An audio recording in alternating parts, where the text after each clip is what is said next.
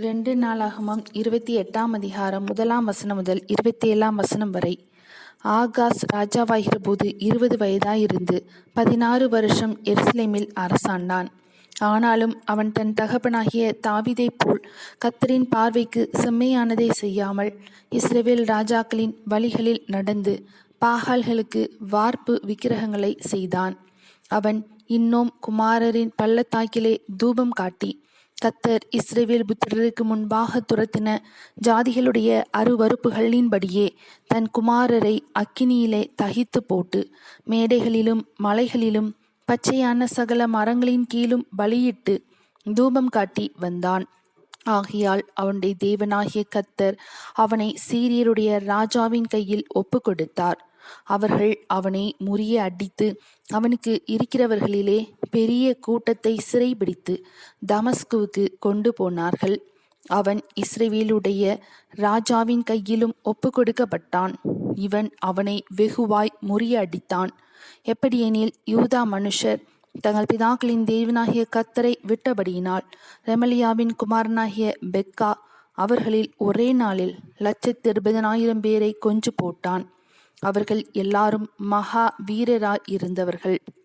அஞ்சியும் எப்ராஹிமின் பராக்கிரமசாலியான சிக்ரியும் ராஜாவின் குமாரனாகிய மாசேயாவையும் அரண்மனை தலைவனாகிய அசரிக்காமையும் ராஜாவுக்கு இரண்டாவதான எல்கானாவையும் கொன்று போட்டான்.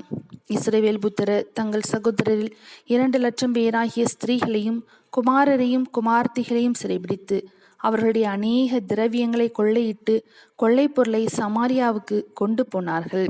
அங்கே ஓதேத் என்னும் பேருள்ள கர்த்தருடைய தீர்க்கதரிசி ஒருவன் இருந்தான். அவன் சமாரியாவுக்கு வருகிற சேனைக்கு எதிராக போய் அவர்களை நோக்கி, இதோ உங்கள் பிதாக்களின் தேவனாகிய கர்த்தர் யூதாவின் மேல் கோபம் கொண்டபடியினால் அவர்களை உங்கள் கைகளில் ஒப்பு கொடுத்தார். நீங்களோ வானபரியந்தம் எட்டுகிற உக்கிரத்தோடே அவர்களை சங்காரம் பண்ணினீர்கள். இப்போதும் யூதாவின் புத்திரரையும் எருசலேமியரையும் நீங்கள் உங்களுக்கு வேலைக்காரராகவும் வேலைக்காரிகளாகவும் கீழ்ப்படுத்த வேண்டும் என்று நினைக்கிறீர்கள். ஆனாலும் உங்கள் தேவனாகிய கர்த்தருக்கு விரோதமான குற்றங்கள் உங்களிடத்திலும் இல்லையோ? ஆதலால் நீங்கள் எனக்கு செவி கொடுத்து நீங்கள் உங்கள் சகோதரிடத்தில் சிறைபிடித்து கொண்டு வந்தவர்களை திரும்ப அனுப்பிவிடுங்கள். கர்த்தருடைய உக்கிரமான கோபம் உங்கள் மேல் இருக்கிறது என்றான். அப்பொழுது எப்ராஹிம் புத்திரரின் தலைவரில் சில பேராகிய யோகனானின் குமாரன் அசரியாவும் மெஷிலேமோத்தின் குமாரன் பெரகியாவும் சல்லூமின் குமாரன் எகிஸ்கியாவும் அத்லாயின் குமாரன் அமாசாவும் யுத்தத்திலிருந்து வந்தவர்களுக்கு விரோதமாக எழும்பி அவர்களை நோக்கி, நீங்கள் சிறைபிடித்த இவர்களை இங்கே உள்ளே கொண்டு வர வேண்டாம். நம்மேல் திரளான குற்றமும் இஸ்ரவேலின் மேல் உக்கிரமான கோபமும் இருக்கையில் நீங்கள் கர்த்தருக்கு முன்பாக நம்மேல் குற்றம் சுமர பண்ணத்தக்கதாய் நம்முடைய பாவங்களையும் நம்முடைய குற்றங்களையும் அதிகமாக்க நினைக்கிறீர்கள் என்றார்கள். அப்பொழுது ஆயுத பாணிகளானவர்கள் சிறைபிடித்தவர்களையும் கொள்ளையுடைமைகளையும் பிரபுக்களுக்கு முன்பாகவும் சமஸ்த சபைக்கு முன்பாகவும் விட்டுவிட்டார்கள். அப்பொழுது பேர் குறிக்கப்பட்ட மனுஷர் எழும்பி சிறைபிடிக்கப்பட்டவர்களை சேர்த்து கொண்டு அவர்களில் வஸ்திரமில்லாத சகலருக்கும் கொள்ளையில் எடுக்கப்பட்ட வஸ்திரங்களை கொடுத்து உடுப்பையும் பாத ரட்சைகளையும் போடுவித்து அவர்களுக்கு சாப்பிடவும் குடிக்கவும் கொடுத்து அவர்களுக்கு எண்ணெய் வார்த்து அவர்களில் பலட்சியமானவர்களை எல்லாம் கழுதைகள் மேல் ஏற்றி பேரீச்ச மரங்களின் பட்டணமாகிய எரிகோவிலே அவர்கள் சகோதரிடத்திற்கு கொண்டு வந்து விட்டு சமாரியாவுக்கு திரும்பினார்கள். அக்காலத்திலே ஆகாஸ் எனும் ராஜா அசிரியாவின் ராஜாக்கள் தனக்கு ஒத்தாசை பண்ண அவர்களிடத்துக்கு ஆட்களை அனுப்பினான். ஏதோமியரும் கூட வந்து யூதாவை முறிய அடித்து சிலரை சிறைபிடித்து போயிருந்தார்கள். பெலிஸ்தரும் யூதாவிலே சமபூமியிலும் தெற்கேயும் இருக்கிற பட்டணங்களின் மேல் விழுந்து பெத்சிமேஷையும் ஆயலோனையும் கெதெரோத்தையும் சொக்கோவையும் அதன் கிராமங்களையும் திம்னாவையும் அதன் கிராமங்களையும் கிம்சோவையும் அதன் கிராமங்களையும் பிடித்து அங்கே குடியேறினார்கள். யூதாவின் ராஜாவாகிய ஆகாசி நிமித்தம் கர்த்தர் யூதாவை தாழ்த்தினார்.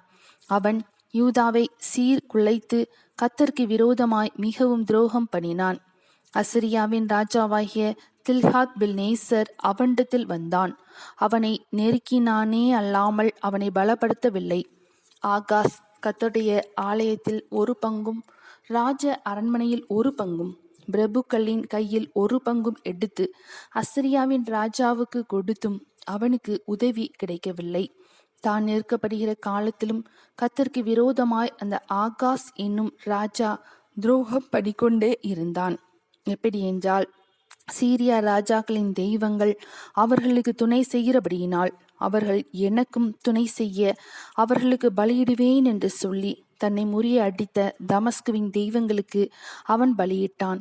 ஆனாலும் அது அவனும் இஸ்ரவேல் அனைத்தும் நாசமாகிறதுக்கு ஏதுவாயிற்று. ஆகாஸ் தேவனுடைய ஆலயத்தின் பனிமுட்டுகளை சேர்த்து தேவனுடைய ஆலயத்தின் பனிமுட்டுகளை துண்டு துண்டாக்கி கர்த்தருடைய ஆலயத்தின் கதவுகளை பூட்டி போட்டு எருசலேமில் மூலைக்கு மூலை பலிபீடங்களை உண்டு பண்ணி அந்நிய தெய்வங்களுக்கு தூபம் காட்டும்படிக்கு யூதாவின் ஒவ்வொரு பட்டணத்திலும் மேடைகளை உண்டு பண்ணி தன் பிதாக்களின் தேவனாகிய கர்த்தருக்கு கோபம் மூட்டினான். அவனுடைய மற்ற வர்த்தமானங்களும் அவனுடைய ஆதியோடந்தமான சகல நடபடிகளும் யூதா இஸ்ரவேல் ராஜாக்களின் புஸ்தகத்தில் எழுதியிருக்கிறது. ஆகாஸ் தன் பிதாக்களோட நித்திரை அடைந்த பின்பு அவனை எருசலேம் நகரத்தில் அடக்கம் பண்ணினார்கள். ஆனாலும் இஸ்ரவேல் ராஜாக்களின் கல்லறைகளில் அவனை கொண்டு வந்து வைக்கவில்லை. அவன் குமாரனாகிய எசேக்கியா அவன் ஸ்தானத்தில் ராஜாவானான். 2 நாளாகமம் 28 அதிகாரம் முடிந்தது.